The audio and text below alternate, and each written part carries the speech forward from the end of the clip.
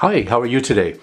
So in this video, I'm going to be taking another look at this 1993 Radio Shack catalog. I did a video on this a couple of months ago, and a lot of people really seemed to enjoy that video.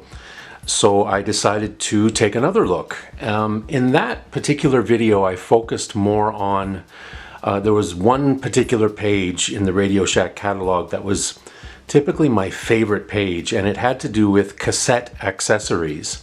You know, things like tape splicers and blank tapes and reels of tape, all that sort of thing.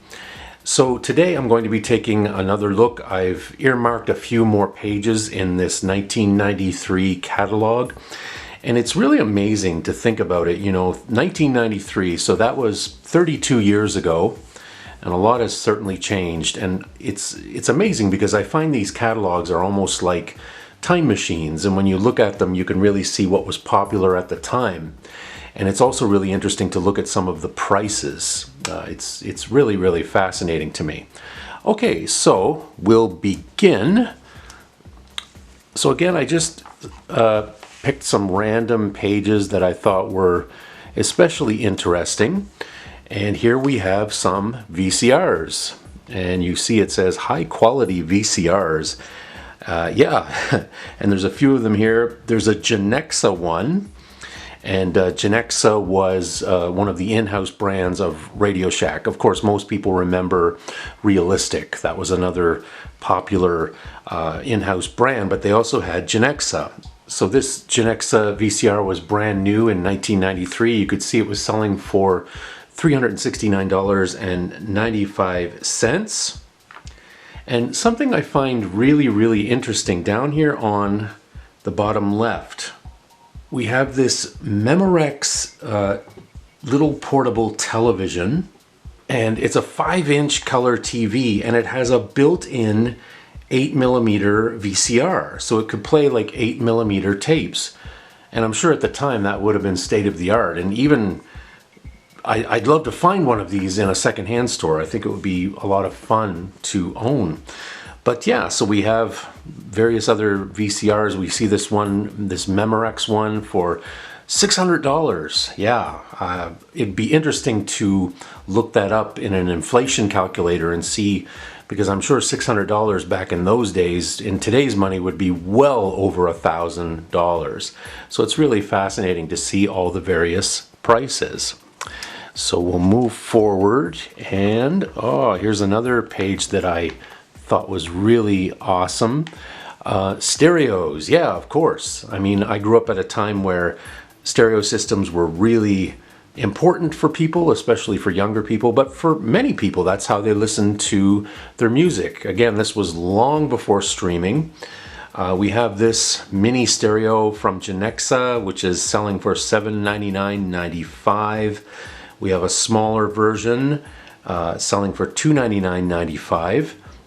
And what's really interesting is that just shortly before 1993, most of these stereos, of course, would have had a turntable, an included turntable. But this was right around the time that CDs were really popular, and a lot of people were kind of dismissing vinyl and not really seeing the importance of it anymore. So a lot of manufacturers started making stereo systems that just did not play vinyl.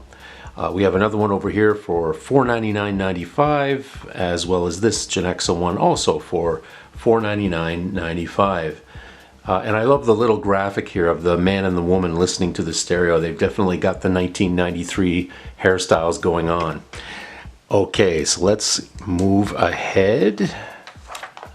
Portable music. Okay, here we go. And yeah, so we have some CD Walkmans. And I remember I didn't own a CD Walkman until quite later on. I think I owned my first CD Walkman kind of in my early 30s, to be honest with you. They just always seemed so expensive. Well, here we have a Genexa one for $199.95.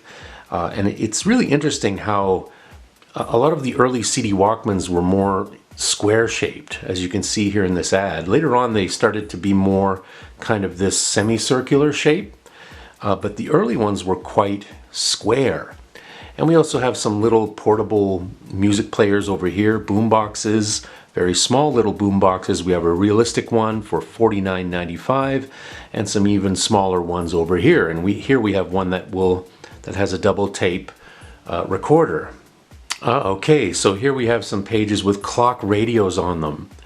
And I've seen a number of videos on YouTube talking about clock radios, and what's interesting to me is there's still quite a number of people out there who love clock radios and kind of bemoan the fact that they're a lot harder to find nowadays. Well, back in these days, they were very ubiquitous and not hard to find at all. Here we have one for $39.95. Yeah, lots of different styles. I used to own a clock radio that kind of looked like this, kind of that L-shaped. I think the brand name of mine was Spartus. I believe I still have it tucked away somewhere.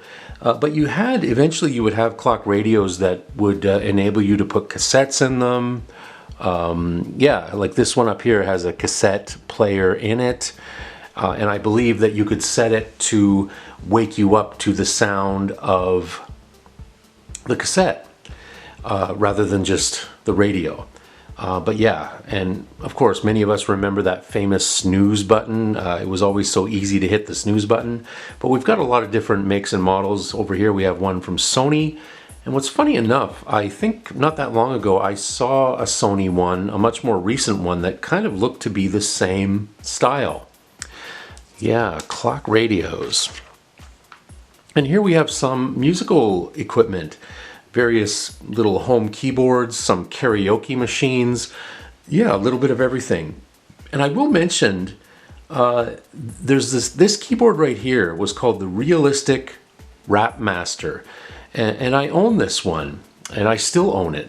It's tucked away, and you can see back at the time it sold for $99.95. That was given to me as a Christmas present in Christmas of 1992. And it had some presets on it. It had some preset sounds, some built-in preset rhythms.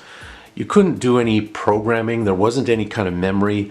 There were some little touch pads over here that you could hit them and create some percussion sounds. And there was like a little disc here that emulated the scratching of a disc of a record. So you could do like simulated record scratching with your sounds.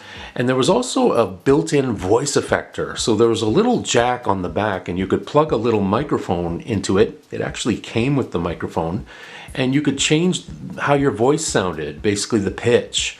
So it could make your voice sound either really low or really high. I think there were 4 settings, or 5 settings if you include normal. So there was normal, and then there was low, and then really low, and then high and really high. And I remember using that quite a bit back in the day, and it was a lot of fun. The good old Realistic Rap Master. And of course, this was an exact copy of a Rap Master keyboard that Casio came out with. And I'm sure Casio probably even manufactured this keyboard for Radio Shack.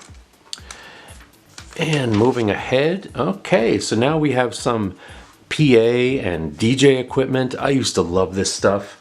Of course, I've done videos in the past about mixers.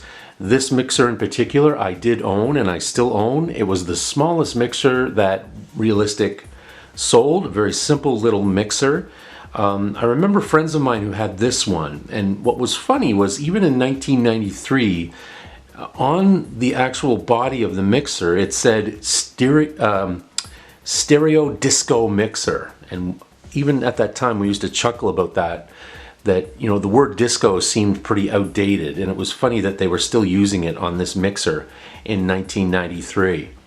And I remember going into Radio Shack back at that time, and I used to drool over this one. This was like the mothership of all mixers, and as you can see, that's reflected in the price, $399.95, and it says audio mixer delivers studio sound. Well, whatever that means.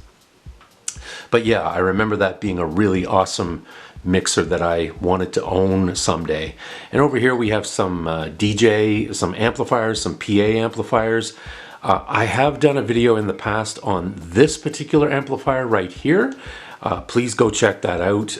That was a 100 watt realistic amplifier. And back at the time, I actually had my own little DJ business, and that's the amplifier I used to use, and it worked great. And in the previous video that I made quite some time ago, I kind of mentioned that I regretted parting with it.